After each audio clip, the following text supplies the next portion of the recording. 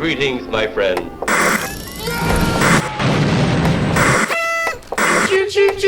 Oh, hi there. My name is Prostetnik Vogon Jeffs, and in this video I'm going to be talking about the 2024 straight-to-Netflix action thriller Trigger Warning. It's a movie that stars Jessica Alba and Anthony Michael Hall. They're the leads. Really? They're the actors that Netflix thought would draw attention, which should really tell you everything you need to know about this movie. You're funny. It's not good. Let's get into it.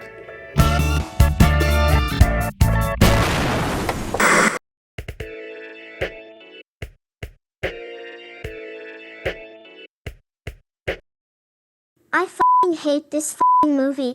You know, the only reason I watched this was because of the title. It struck me as odd. Trigger Warning would have been a good title for a movie, I don't know, 5+ years ago maybe? Maybe. But in 2024, it felt a little out of place, a little dated. And then you throw in Jessica Alba and Anthony Michael Hall and, well, let's just say I had a feeling this was going to be a real gem. Look, I'm working with the hand I got. A typical Netflix turd. And surprise, surprise, I was not wrong. Spoilers, this movie is terrible and I'm going to spoil the whole thing. Who are these people? I don't know. They're people from the f***ing internet. All right.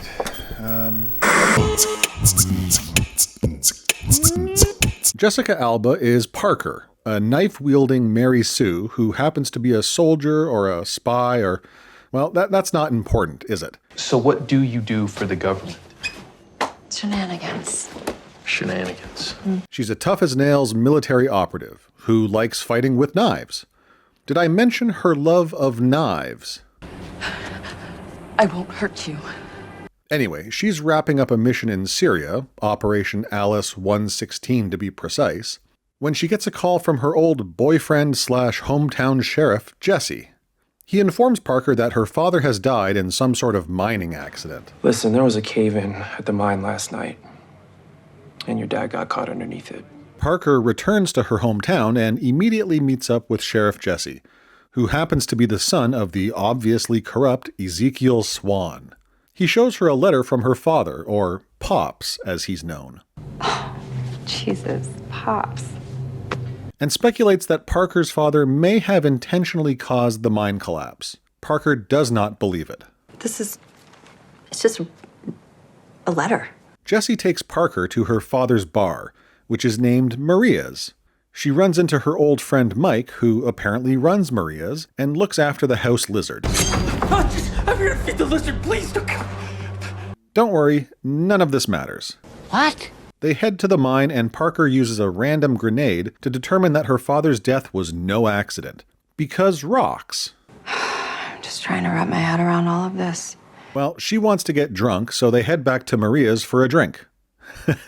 Jokes. They head into town and go to another bar so that Parker can get into a random confrontation with Jesse's brother, Elvis, and follow a group of thieves to thwart a hardware store robbery. The next day, Parker finds Elvis and his friends shooting rockets at taco trucks and figures he's getting them from the conveniently located military depot. She does some recon and finds out Elvis is selling weapons on the dark web. Ooh.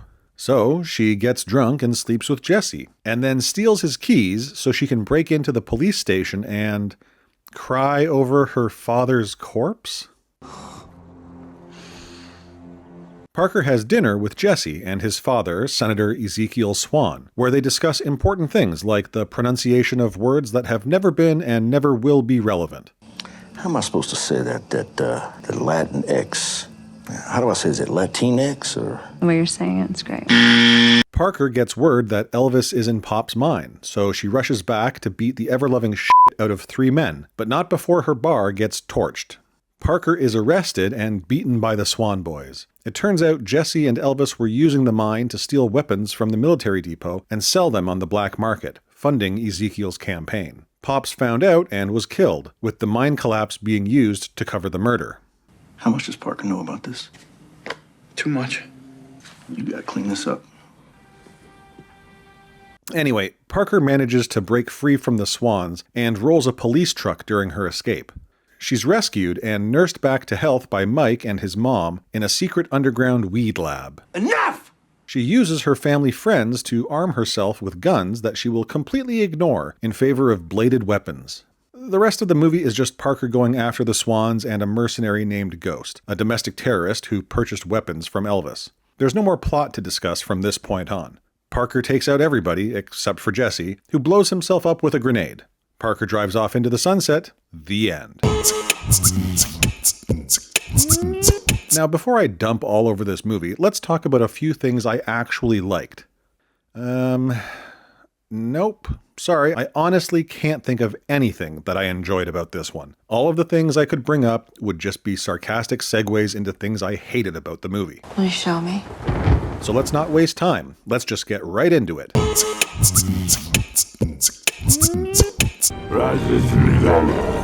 First off, why is it called trigger warning? We're not dealing with any actual trigger warnings, so the assumption would be that it's a play on words, like a gun trigger. Ha ha ha ha. Isn't that so clever? I don't like it. Except the protagonist of the movie uses bladed weapons almost exclusively. I mean, it would make sense if Parker was a gun nut with a hair trigger. Maybe the title is referring to Elvis and Ghost. That's a bit of a stretch. Maybe it's an actual trigger warning for people who enjoy good beer. I mean, Bud Light, really? Oh, and what the hell, YouTube? That's a weird warning. All right, let's talk about that mission in Syria. Why do we need the name of the operation if you aren't going to tell us anything about it? And why is Parker shooting out at 4 o'clock when the enemies are on her 6? And Spider is both an expert sharpshooter and an expert hacker? He's such a good shot that he takes out the first driver and instantly kills the second driver without firing a bullet, just as the truck stops. This is some garbage editing. And how do these guys feel safe just roaming around? Both of their drivers were sniped while in motion, and now they're just walking around, taking their time, not a care in the world? Yeah, that's right. Just follow the blood on the ground. You could just look straight forward, but then how would Parker get the drop on your fellow terrorist? I don't get it. Is stabbing a fellow soldier acceptable now? Just checking. Oh, and how does someone Parker's size drink as much as she does and never get drunk? No, I get it, Bud Light, but she drinks like a fish and at no point does it affect her. Let's not worry about that. What I'd really like to know is how many hardware stores put primed chainsaws out on display. I mean, it's just sitting there, gassed up and ready to go? What? You remembered your father's friend's watch? And you remembered it was mine after all these years. Yeah. Bullshit. So you think he killed himself because he was forgetful? It's not a thing. Yes it is, Parker. Accidentally offing yourself because you're forgetful is absolutely a thing. It's why old age homes exist. My next door neighbor almost burned her house to the ground because she forgot she was cooking a pizza. Old people are idiots. And nobody inquires about a missing lawyer? He doesn't have an assistant or a family member or anybody in his life who was like, hey, what happened to Lewis? He went to that police station and then disappeared off the face of the earth. What the fuck? Oh, I know I'm nitpicking here, but Pops caused a partial mine collapse with a hand grenade, but no one is worried about what might happen when an RPG blows up an entire cache of explosives? No? Okay, carry on.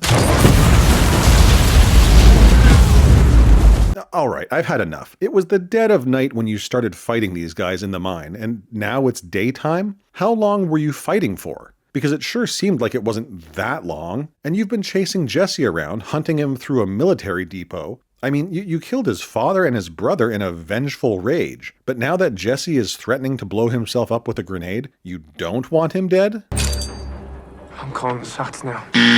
What is going on here? Why are you trying to save his life? Ugh. Damn it!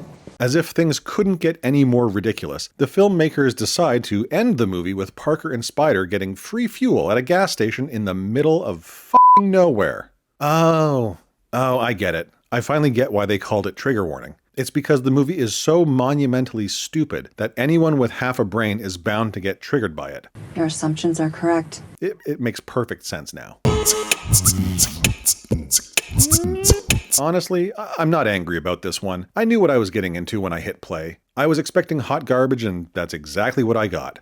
It's the equivalent of walking into a Blockbuster and grabbing something from the straight-to-DVD rack. You know what you're going to get. You know. You guys remember Blockbuster, yeah? It was a place you could go to rent. You know what? Never mind. It doesn't matter. Terrific. Trigger warning is a truly terrible movie.